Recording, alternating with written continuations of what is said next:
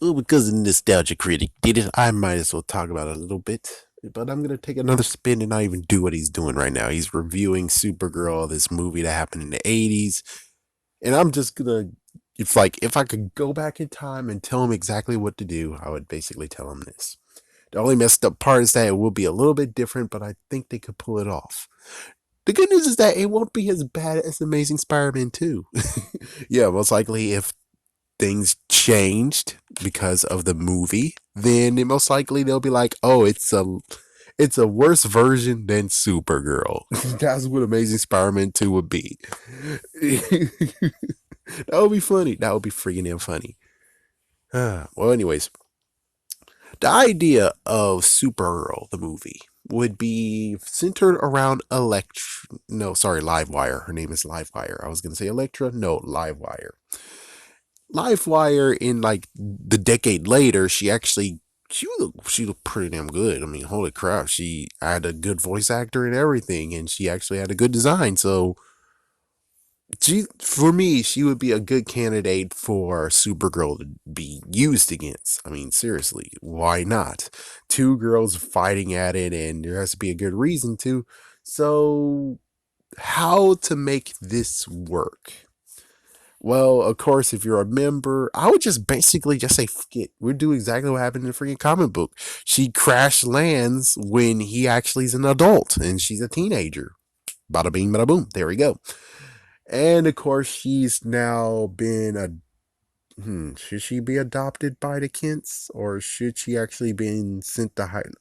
Yeah, she has to be adopted by the Kents. So most likely, you would most likely have. Sorry for saying last slide. What? Anyways, I don't need to freaking apologize, but I think they can afford Martha Kent. Pretty sure they can. Could they afford the cousin?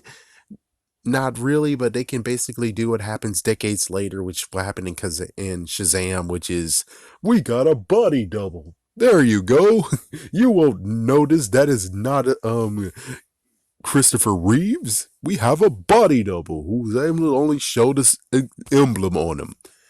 So actually make that would be great. I mean, just thinking about it, so that would be great. So she goes to high school. She's a high school hero. She learns somewhat how to use her powers, and lo and behold, her high school mate or whatever, or basically a loner, gets into a messed up accident during a field trip. Why not?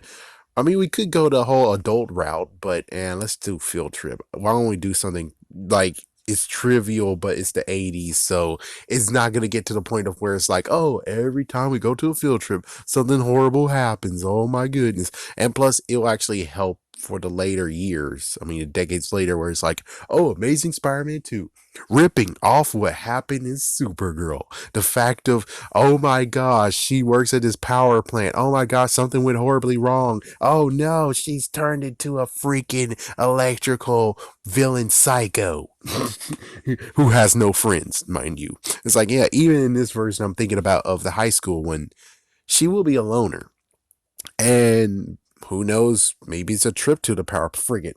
Yeah, it's like frigate. It's either a trip to a power plant or she's actually good in computers and she's just been in the computers all day and then all of a sudden some kind of wharf that happens. I don't know exactly what could happen, but I'll say some kind of wharf, or we could say something messed up that Lex Luthor did, and it's like Superman fought Lex Luthor yet again with a messed up powerful generator that was going to doom the planet just so he can defeat Superman. But Superman defeated him, and it's like, uh-oh. But they didn't know that the side effect actually, crazy enough, affected the high school and affected this poor girl, which I don't even know the name of Livewire's real name. I should. But yeah, it affected the poor girl. The poor girl's been changed, and now here we go. It's like, yeah, now here we go. So now after a while she learns that, or because she's picked on too, so she learns that, oh, I have powers and I can use them, and now she used them to actually bid her bidding of basically people who are picked on her. And then it turns out that she had a crummy life in the first place. Her parents and her dad always freaking not giving her private time, which is like, yeah, That's the reason why she actually secretly has a room in the school that no one knows about, crazy enough. And her dad keeps on destroying her freaking computer she's building because he's like, why don't you be more ladylike? You know, like your mom. It's like, where you think you're going? It's like, yeah, maybe you could be abusive, not sure.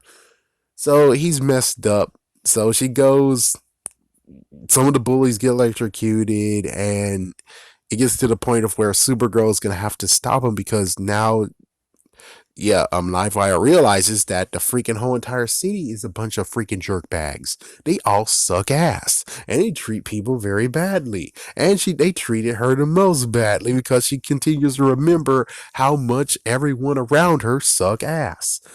So here she go, about to actually destroy the power plant or some kind of crap, and well, Supergirl has to get into it. I guess technically, Supergirl might have to step in and stop her from electrocuting bullies.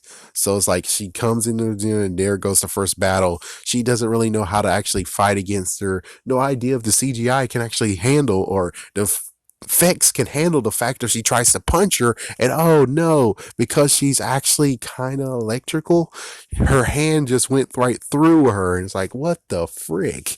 Yeah, and note she's not in training enough, so her she doesn't know how to use her freaking breath to freeze stuff yet. Her heat vision, why don't we say her heat vision burned some of the freaking lockers, but I'm not sure if they were even able to do that at time. But eh, I'm just saying that this is a fight that she's not gonna win. Then the second fight of, oh crap, she's doing something with a freaking power plant. She has to stop her, and that's when, who knows, maybe she actually gets a pep talk from Superman, or she calls Clark and saying, hey, there's something really messed up going on here. Or the fact of she's like, no, no, I don't think you should go. She actually is a classmate of mine. She's actually just a teenager and blah blah blah. And it's like, yeah, so basically she has the opportunity to be a hero. And luckily, yeah, Superman's not gonna come over there and beat the shit out of freaking little girl. It's like, my goodness. He's like, yeah, it's like talk about a field day for some other who isn't the planet being like, oh, Supergirl hits a very legal teenager. So basically, the final battle is at the freaking power plant, and who knows, maybe she talks her down from it. Maybe she used water to actually get the powers from her, and basically the power shorts out, and now she's back to human form. But of course, we don't know exactly how that worked. I don't know. It's 80s. Why not? We won't go crazy enough to wait. No, Electro was able to do that. Yeah, Electro was able to get freaking knocked out by a freaking hose. He would just like, yeah, it works. So yeah, thank goodness the power plant is by the water plant or some kind of crap. And she's back to normal. And who knows, maybe now it gets to the point of where either A, she snapped out of it, or B, she's like, I was about to fix this place. I was about to show everyone that they shouldn't be blah, blah, blah, speech about bullying or speech about underdogs and crap. And then Supergirl tries to get some words of encouragement or crap. And then, well, the police comes. The police actually take her away, sadly. But I guess it's like we're not gonna do any ends credit because this is the 80s. So I guess maybe it'll end with the fact of like an open-ended part of where she's just in a jail cell. And should Kara actually go to the freaking jail and visit her?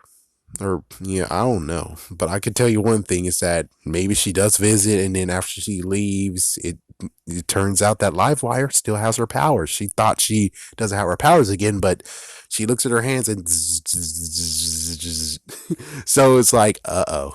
So maybe someday we'll have a messed up battle of Livewire versus Supergirl round two, or Supergirl versus Livewire round two. A sequel, but not a sequel with this character. And there you go. That's how you would actually make Supergirl the movie in the 80s. There you go. As for the girl, no, don't make her CGI. No, you don't have to do any of that crap. No, just paint her blue. Just have blue makeup. She's covered in blue makeup, and her hair has to be like, lightning bolt and stand tall and crap. So lots of freaking hair gel and bullshit. And it's like, yeah, make sure she has a white freaking bolt on her freaking damn hair. Yeah, you could change your eyes somehow, but considering looking at the freaking heat beam in the freaking the real actual Supergirl movie, it's not a problem. Just leave her eyes alone. It's like, yeah, you can wear contacts, but it's like, just leave her eyes alone. It's all good. And there you go. That seems like a good one. One thing that he doesn't mention is that he just cuts it off at the 90s, and it's like, well, why don't you talk about the 2000s? And that was pretty good in 2000s. And then 2010s is when she actually gets to have her own TV show. Not sure again, but yeah, it's like, you got to talk about Supergirl in full. But at least I can tell you one thing is that this Supergirl movie, if pitched to them, would have actually have been decent enough. It actually is worth being a 80s movie. And who knows who will actually direct it, and who knows if the writers actually frick this up because they're like, we got to do rewrites. It's like, no, it's good. It's just a teenager movie with a teenager superhero who doesn't know all the ropes. And we have a teenage villain, which, hey, even the Batman decided to do that. It's like, yeah, look at Batgirl and Poison Ivy. Heck, they made them friends. And I didn't even get to the point of where it's like, yeah, her friend turns out to be Livewire, which is like, yeah, I prefer being an outcast because how else will we actually do it? What? They're walking and then during the whole messed up Lex Luthor bullshit, it's like, oh no, the light sorted out, and then one light falls down while she's walking in a random puddle of water in the school. Yeah, is that what we're going for? I'd rather not. I'm cool with this freaking idea. But since, yeah, you can't actually go back in the past and give them this idea, oh well, but this would be my idea of what you would do with Supergirl, the movie, if put in the 80s and we can replace that crap that we got. Also, the Supergirl that's in that freaking review, can you tell me her name? And also the 90s version, can you tell me her name too? I know I'm a dude. Okay, what do you want me to do? Okay, what do you want me to do? I'm a dude. What you want me to do, man? What do you want me to do?